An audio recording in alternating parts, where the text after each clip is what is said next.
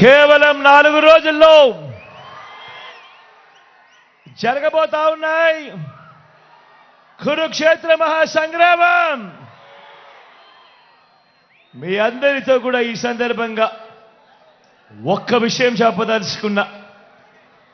జరగబోయే ఈ ఎన్నికలు కేవలం ఎమ్మెల్యేలను ఎంపీలను మాత్రమే ఎన్నుకునేందుకు జరుగుతా ఉన్న ఎన్నికలు కావు. జరగబోయే ఈ ఎన్నికలు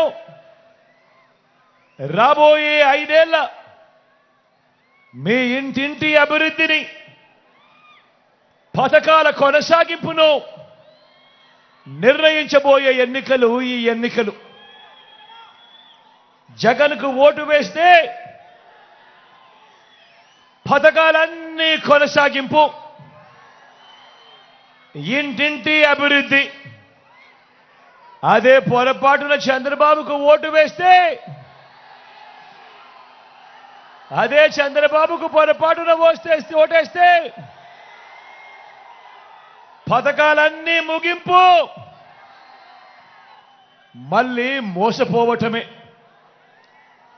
ప్రతి ఒక్కరూ కూడా ఈ విషయాలను జ్ఞాపకం చేసుకోమని చెప్పి, గుర్తుపెట్టుకోమని చెప్పి ప్రతి ఒక్కరిని కూడా ఈ సందర్భంగా కోరుతా ఉన్నా. ఇదే చంద్రబాబు గత చరిత్ర చెప్పిన సత్యం.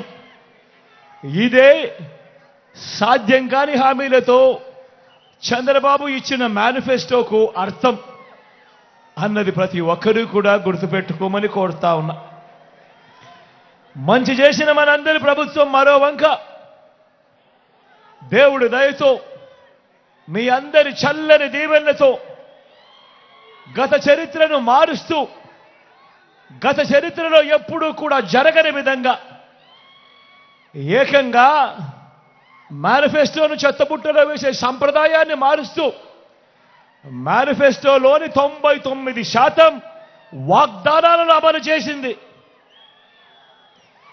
ఏకంగా 2,31,000 ప్రభుత్వ ఉద్యోగాలు మీ బిడ్డ ఈ 59 నెలల కాలంలోనే ఇవ్వగలిగింది.